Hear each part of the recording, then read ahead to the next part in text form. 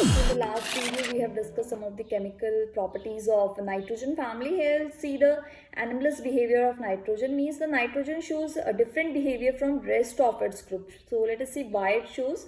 So there are some of the reasons that why it shows different behavior and how it shows. वो मैं बताऊंगी आपको.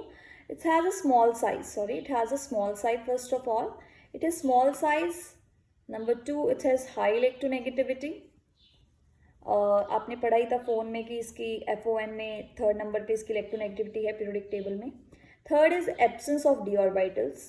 So because of 3 these अगर उसकी electronegativity high है तो आयनाइजेशन एनर्जी भी हाई है.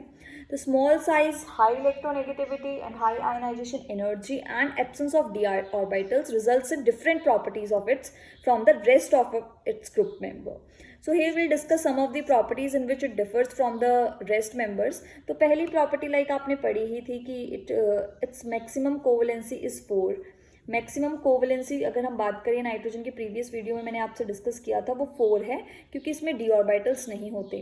तो ये पेंटावेलेंसी नहीं शो कर सकता. लाइक आपके PCl5 पेंटावेलेंसी यहाँ पे फॉस्फोरस शो कर रहा है लेकिन हमारा नाइट्रोजन जैसे अगर मैं बोलूँ NCl5 इस टाइप का मॉलिक्यूल एग्जिस्ट नहीं करता. सेकेंड बात अगर हम बात करें इसके कंपाउंड की तो नाइट्रोजन जो है वो ट्रिपल बॉन्ड की फॉर्म में N2 गैस की फॉर्म में एग्जिस्ट करता है.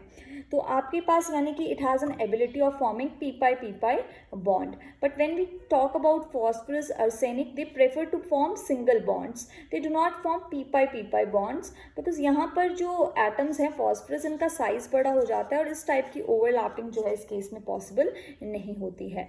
तो फिर ये कौन से बॉन्ड प्रेफर करते हैं? दे फॉर्म्स d-pi बॉन्ड्स ये बनाते हैं.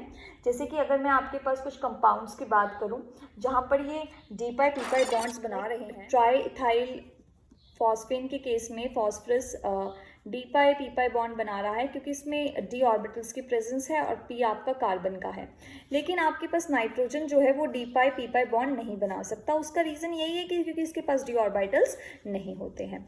Another very important property of this is catenation. तो ये प्रॉपर्टी मैंने एनरॉमस बिहेवियर के लिए रखी थी. कई लोग इसे केमिकल प्रॉपर्टी में भी डिस्कस करते हैं. तो कैटेनेशन क्या होती है? Property of self linking. Catenation is basically property of self linking. Self linking आपने देखा है कि कैटेनेशन सबसे ज़्यादा पीरियोडिक टेबल में कार्बन की है क्योंकि कार्बन इतने ज़्यादा लॉन्ग चेन बनाता है, अपने ही एटम से सेल्फ लिंक होता है. अब कैटेनेशन कब होगी, प्रॉपर्टी ऑफ सेल्फ लिंकिंग कब होगी? जब ये जो सिंगल बॉन्ड है ये स्टेबल होगा यानी इसकी बॉन्ड एनर्जी ज़्यादा होगी. तो अगर मैं नाइट्रोजन फॉस्फोरस की बात करूं बेसिकली तो क्या पाया गया कि फॉस्फोरस के सिंगल बॉन्ड की जो एनर्जी है वो ज़्यादा होती है. It has high bond energy. इसकी बॉन्ड एनर्जी ज़्यादा होती है as compare to nitrogen. It is not so strong. Why it is not so strong? क्योंकि जो नाइट्रोजन होता है इसमें जो आपके नॉन बॉन्डिंग इलेक्ट्रॉन्स होते हैं सिंगल बॉन्ड में, इनमें आपस में होता है inter electronic repulsion. Because of the small size of nitrogen these non bonding electrons are present very near approximity to each other. In proximity में है एक दूसरे की.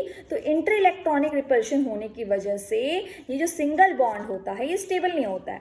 बट फॉस्फोरस केस में साइज बड़ा हो जाता है, नॉन बॉन्डिंग का डिस्टेंस बढ़ जाता है, PP बॉन्ड मच स्टेबल होता है. इसलिए कैटेनेशन नाइट्रोजन नहीं शो करता जबकि फॉस्फोरस और जो आपके आर्सेनिक ये सब जो एंटीमनी है they tend to show catenation. That is why phosphorus exist in many polymeric forms.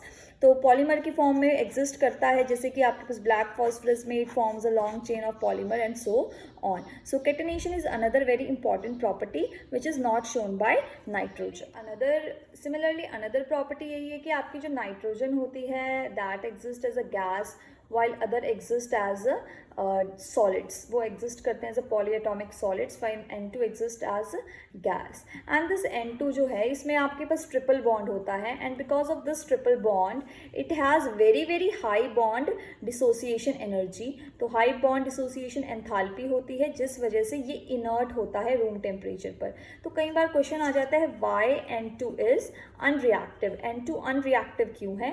तो इसका आंसर यही है क्योंकि it has a triple bond and this triple bond has very high bond dissociation enthalpy. तो room temperature पे unreactive है लेकिन of course हाँ अगर आप उसको हीट प्रोवाइड करोगे at a very large temperature तो वो टूटेगा, तब वो रिएक्टिव बनेगा, पर रूम टेम्परेचर पे वो अनरिएक्टिव है.